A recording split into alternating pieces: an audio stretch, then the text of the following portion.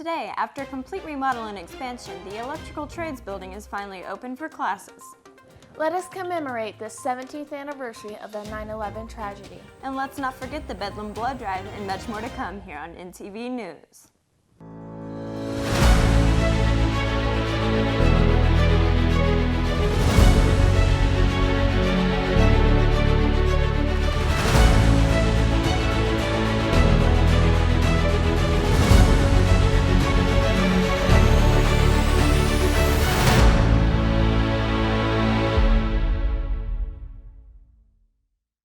Coming to you from NTV Studios, I'm Elise Hollingshead. And I'm Angel Gilpin, and we are bringing you the top stories for this month. The Bedlam Blood Drive took place September 4th. There were 75 donations, 50 of which were first-time donors. Altogether, the donations will save 225 lives here in Oklahoma. The Health Careers Department hosted their first blood drive of the year on September 4th. We went inside to give you a first look about why the blood drive is extremely important and why your donation could make a difference in someone else's life. We sign up anyone who meets minimum eligibility, which is they have to be at least 16 years old, and if they're 16, they have to have a parent sign permission slip. Our 16 and 17-year-olds have to weigh at least 125 pounds. 18-year-olds, it's 110 pounds. They have to have a photo ID, so they sign in, they show their photo ID, and then they get asked a series of health and travel questions to determine if it would be a good match for them to be able to donate and for somebody to be able to receive their blood.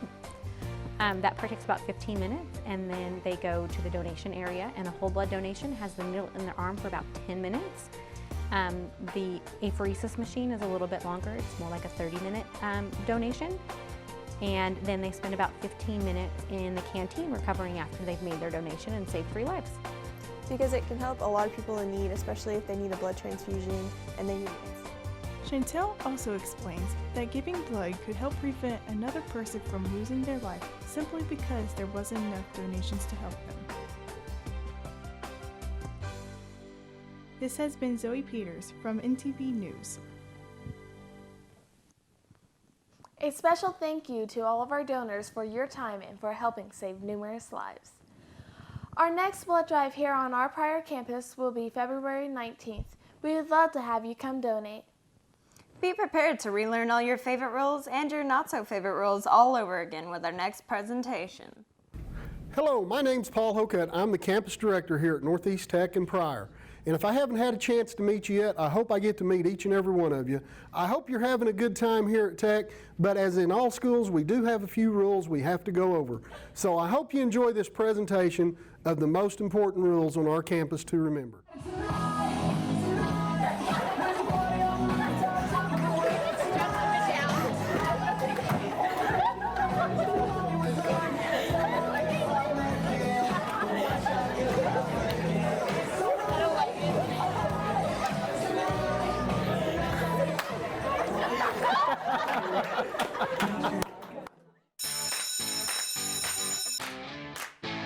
Hey there, I'm Angel, and I'm going to take you through some of the rules on our campus. You should definitely use tobacco on campus, especially if you're underage. Oh, no, you don't. There will be no smoking on my campus, young lady. You should always miss class whenever possible.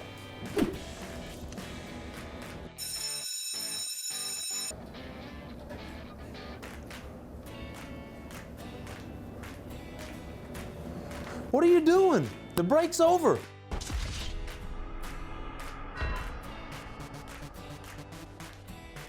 Bringing your weapons to school proves how cool you are. Dude, look at my gun. Oh my God. It's double barrel. Whoa. Yeah. Give me that. Hanging out in the parking lot before and after tech is definitely the cool thing to do. Looks like we're early. We can just sit here. Yeah. Can I help you? What are we doing, ladies? I don't care if you get here at 8 a.m. We can't just hang out in the car, okay? Do we read our handbook?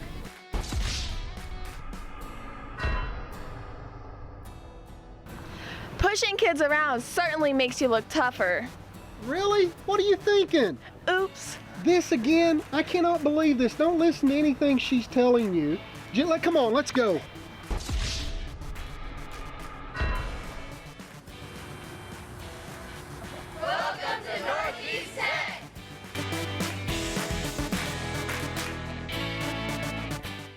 This is why you don't bring guns to school.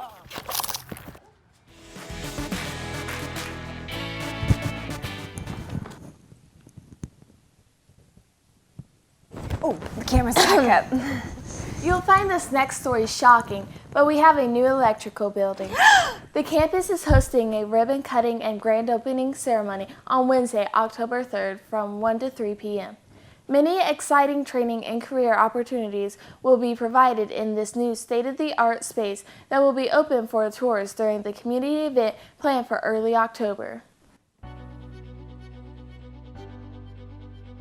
The electrical program got an upgrade this year. We had the chance to catch up with second-year student Landon Wisdom to see what the new building has to offer.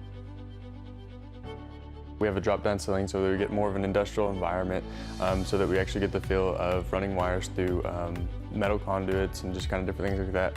We also have different booths in the back so that we can learn different motors, relays, and things like that.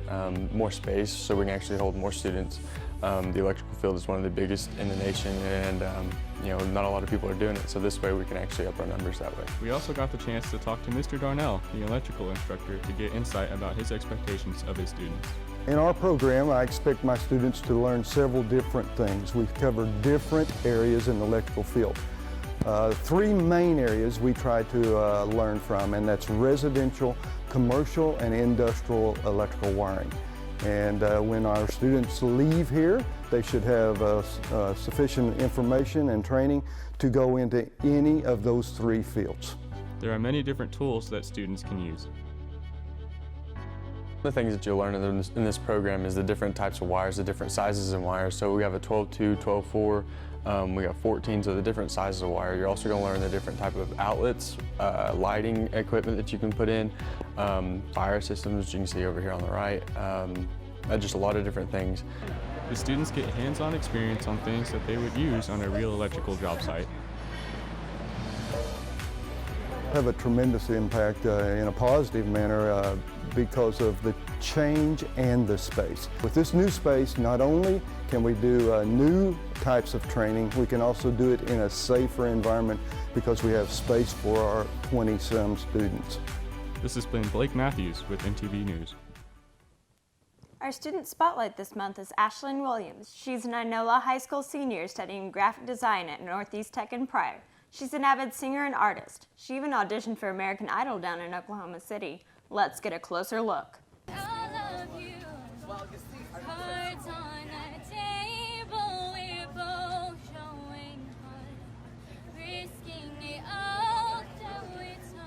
You're too good. Stop it. Stop it. No, seriously, stop. You're awesome.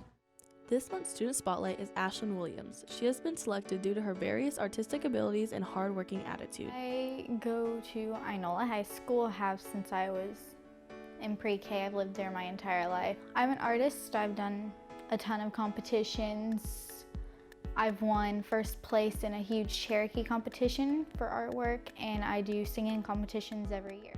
Ashlyn is an amazing singer and has decided to audition for American Idol. My first time auditioning for American Idol, we had to go up into this large tent, and there's 10 tables with a judge at every table, and we have to stand in lines of 4. And then each person stands up, sings their song. Not only is she talented, she is a very motivated student and works hard to achieve her goals. At Northeast Tech, I study graphic design. It's what I'm going into for college and getting my degree. I'm in BPA. I'm an officer, the secretary, and we do everything from community projects to various multimedia graphic design or business contests. Northeast Tech is full of many talented students. Do you think you know someone who's spotlight worthy? Send them our way. This has been Paige Neal with NTV News. On September 11th this year, our flags here at Northeast Tech flew at half-staff in remembrance of the 9/11 terrorist attacks. They were the worst acts of terrorism on American soil today. We would like to take this time to remember all the lives lost and all the men and women who risked their lives to help. All of us that were working there in the shop were sitting around the TV watching one of the World Trade Center buildings burn. And while we're watching TV, right in front of our eyes, we see another plane fly into the other building. It's hard to explain how it makes you feel. So on 9/11, it was my great-grandpa's birthday. So they were having a great time, and I came across the radio that the Twin Towers has been struck by an airplane. He, every time on that day, just wanted to stay locked up inside his room, never wanted to come outside, knowing that some of his really close friends died from a terrorist attack. When the second plane hit, everybody was in shock, and we realized that this probably was intentional attack on the U.S. And I think that's when the shock hit everyone. Some students thought that they were going to be drafted in the military instantly. Some students were ready to go fight, but most were just afraid. What is happening? Is this going to be bigger? Is it going to continue to be a war on U.S. soil? It changed the way I look at things, the way I look at life. I remember us finishing school pretty early, and we didn't have school the remainder of the week. How it's affected me now, I'm not a fan of the airport security, but I know that it's there for a good reason. It's always been quite surreal to me because of the fact that I'd go to school and I'd watch the videos of what was happening when I was being born.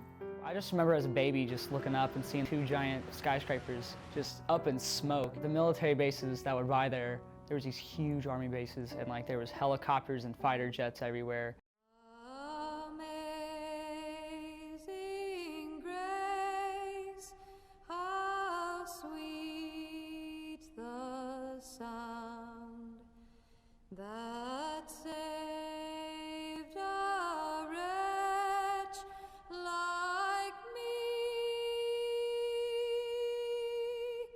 I once was lost, but now united we stand, divided we fall. Finally, we have for you some upcoming events and announcements going on here at Northeast Tech. Manufacturing Week will be October 1st through the 5th. Our campus is participating in many events during this week. Ms. Rampy is going to talk to us a little bit more about how our campus will be involved. Manufacturing Week is a nationwide activity. It is something that we can expose our manufacturing careers, and so we take this opportunity to highlight our programs that we have that are heavy manufacturing. And the week-long activities will include, on Monday, our Service Careers program and our electrical program will get to go to GRDA Kerr Dam and take a tour. On Tuesday, we'll have our program internal chili cook-off, so I encourage all the programs to attend. On Wednesday, we'll have our ribbon cutting and open house for our new electrical building. On Thursday, the welding and metal fabrication programs will be able to go to Parfab Industries in that morning, and then in the afternoon go to Pelco Structural in Claremore. And then we'll wrap the week off with our annual chili cook-off at RSU in the Mid-America Industrial Park. So it's a week-long of activities that our students can enjoy. Sophomore Showcase will be October 22nd through the 26th. Be prepared to welcome all the sophomores as they come to our campus. Let's show them all the opportunities we have to offer. Put your cooking skills to the test during the annual chili cook-off.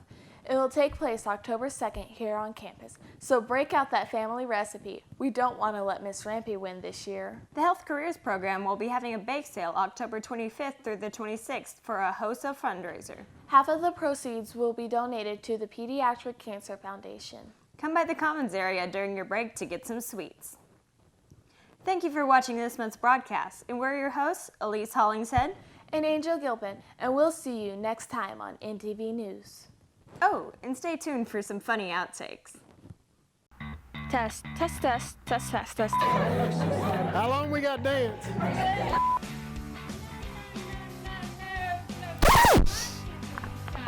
Psst, over here. You should definitely use tobacco on campus, especially if you're underage.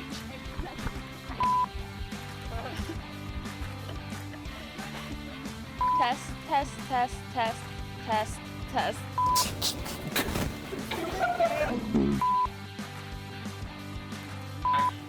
I'm Daria Bozard. I'm a senior at Ada High School, and I want to thank...